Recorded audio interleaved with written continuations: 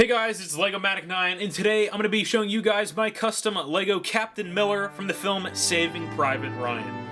Saving Private Ryan turns 20 years old this year, and today actually marks the 74th anniversary of D-Day, so I figured it would be the perfect time to make a Captain Miller figure. I've been wanting to make Saving Private Ryan figures for a long time now. I think I talked about them maybe 2 years ago, and sadly I won't be making the whole crew, the whole squad of 8. I just wanted to make Miller for this. I've been watching a bunch of Band of Brothers recently, and I really want to make Easy Company, but we know that probably won't happen, but, you know, one can hope. But it was really nice to go back and actually make a World War II figure. I joined Flickr back in the day to join the World War II community, and that's like all I posted on my YouTube channel. I just posted all of my World War II troops, my builds, everything like that for like a solid year on YouTube, if you guys remember that. So it was just really refreshing to go back and kind of re-enter that phase of my life. So without further ado, let's go ahead and take a close-up look on Captain Miller. So here is Captain Miller from Saving Private Ryan. I had a lot of fun making this guy just because he took me back to the good old days of being a part of the Lego World War II community. So it's just a lot of fun revisiting that phase in my Lego career, if that's what you like to call it. But onto the figure here, he's armed with a Brick Arms M1a1 Thompson. This thing has been modified a little bit just by painting the foregrip, the handle, and the stock in a brown color. And then the rest of it was just dry brushed in a gunmetal just to make it look a little more realistic, and I really like the way that turned out. So there's just one little good look at that. Moving on to the actual figure here, we'll start off with the legs and work our way up. So he's got some dark tan pants. I'm not really sure if that's the exact color that they're supposed to be. In some of the pictures from the movie, they looked more green than tan, but then vice versa.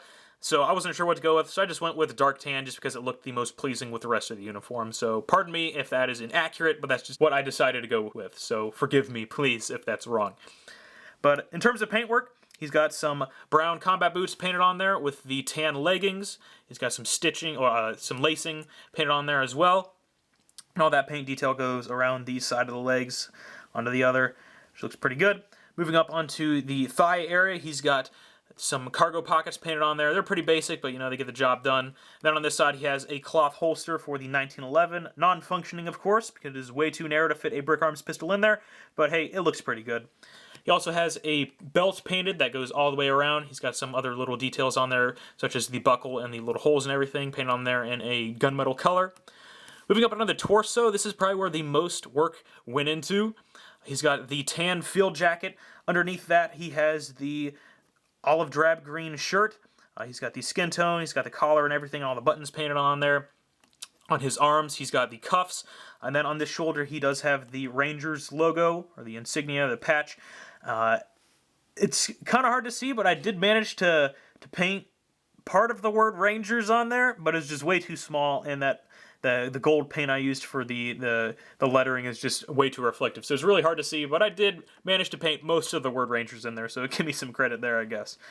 Over top the field jacket, he does have a cloth vest. He's got other cloth details on top of that for the pouches, for the straps. On the back here, he's got his shovel with the little sculpted handle and more pouches and just more painted detail wrapping around this thing. Really like the way that looks. I wasn't really sure if I actually would like a 3D jacket on this guy, but I actually ended up really liking that. Underneath that, you can see a little blood stain painted on there for reasons, but I decided to add that little detail just to make him look a little more battle-hardened. To make him look battle-hardened, also, I did dry brush him in a pewter gray as well as I think it was brown oxide is what I used for the dirtying up of this guy, the weathering of him.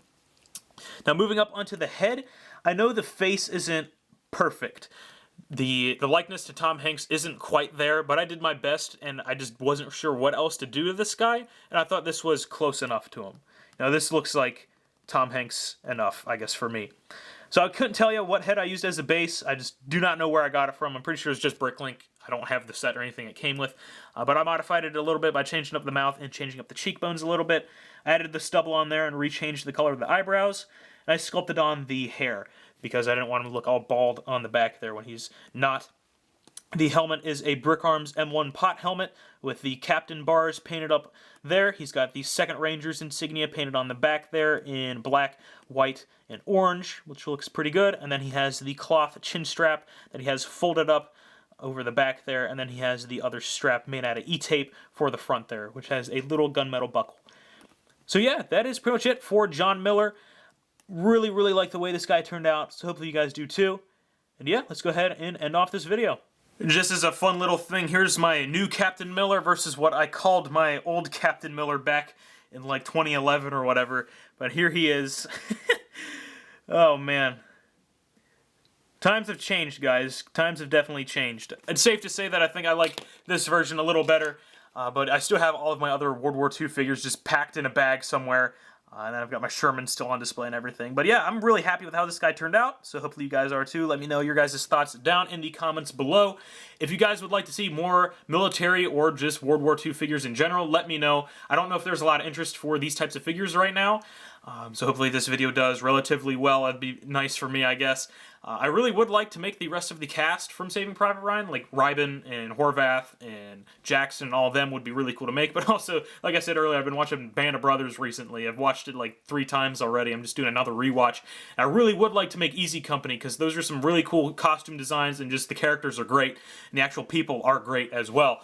So that's something on the back burner, just as a passion project that I could do later down the road, if there's enough interest for it. So let me know down in the comments if you guys would like to see anything like that. If you guys haven't already, please go to check out my other social media accounts. All will be linked to in the description.